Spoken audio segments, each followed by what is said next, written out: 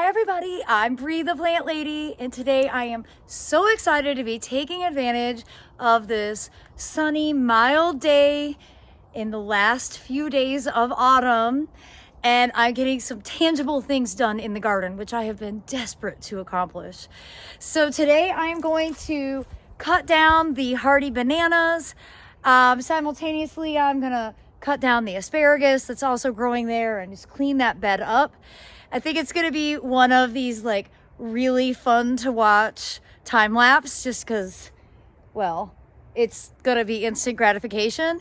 And it's also one of these jobs that doesn't take a lot of tools.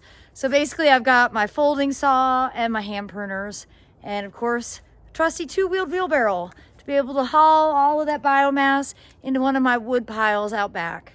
So I hope that you will enjoy this instant gratification video as I cut down my hardy bananas for the winter season.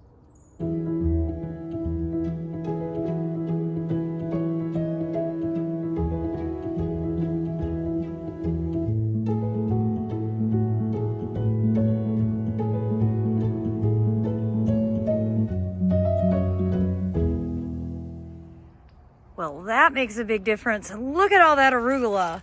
And of course, I forgot that I have not harvested the sweet potatoes out of this bed till I started ripping up some dead vines and potatoes started to show up.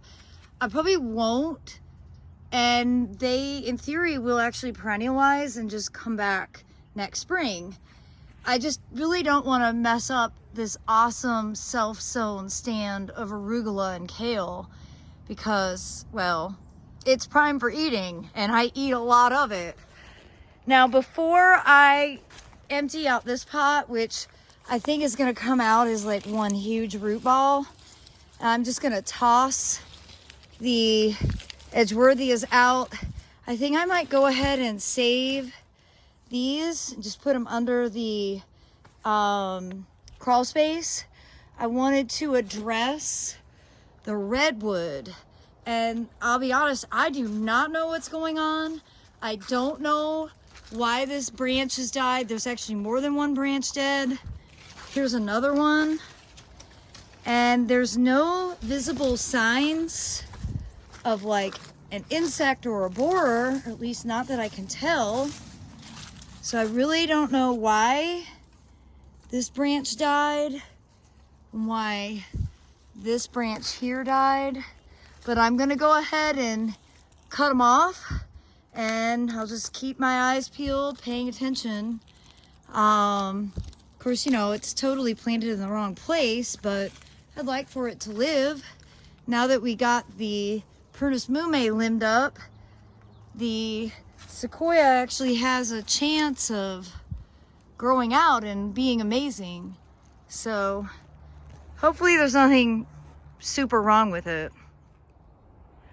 All right, well, I decided to work smart, not hard, but also because the mangave just like broke off. And you see there's these baby mangaves that look fine, that might not really be hardy. And then I can't remember what these are called. But I have a lot of them, and I decided instead of making a mess and then having to refill this entire pot, you know what, I'm just gonna see their hardiness. So I'm gonna leave them, and I'm just gonna top dress with some fresh veggie mix and just really like cover this whole middle part. And then I'm gonna sow some grain seeds. I think I'm going to do barley, and then I will add some violas along the front just to make this look neat and tidy. And I'm gonna call it done. And you know, it doesn't matter if these, I think they're Balbini, it doesn't matter if they don't come through because I have so much of this. But it would be really interesting if they did prove to be hardy, because then I wouldn't have to overwinter so many. So we're gonna consider this to be a trial. All right, so I pulled out 2 packs of barley. I actually found some fava bean seeds that were kind of moldy and gross in the refrigerator, but I went ahead and threw those down. And now I'm just going to dump this veggie mix in here. Kind of cover up everything. Can't hurt.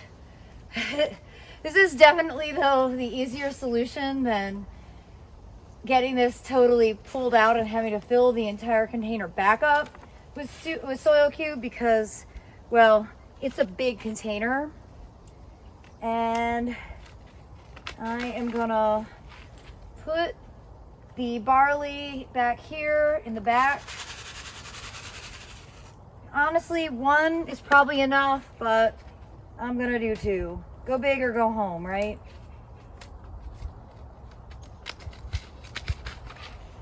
Cover that up and I'll do some more in the middle.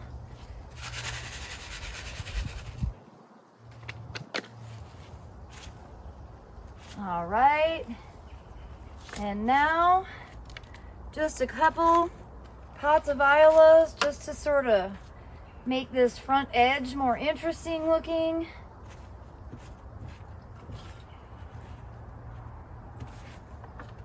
And that will definitely make this bed look a lot better. It's been driving me crazy and I'm just so happy to have finally gotten off of my computer.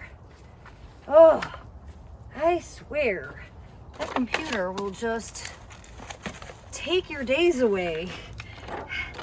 And I've kind of committed to, I'm gonna do my computer work at night now because I want to spend more time outside in the garden and want to enjoy the time that I have when it's not sweltering hot, but it's also not cold. And of course, tomorrow our high is only 44.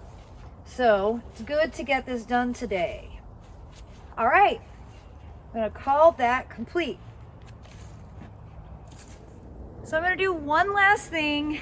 It's really unnecessary, but I remembered that I had this really special poppy seed that was like a very pale lilac and it was double and it grew right where we buried Cubby. So I aptly named it Cubby's Poppy, and I haven't sown any yet this year. So to get started, I'm just gonna sprinkle some in this container. And well, I have nothing to lose and only some beautiful flowers to gain. Well, I do hope this quick cleanup and replanting will inspire you to dive into some winter gardening projects. And I look forward to sharing updates right here from my now Zone 8 Central North Carolina garden. Thanks so much for watching, everybody. Happy gardening.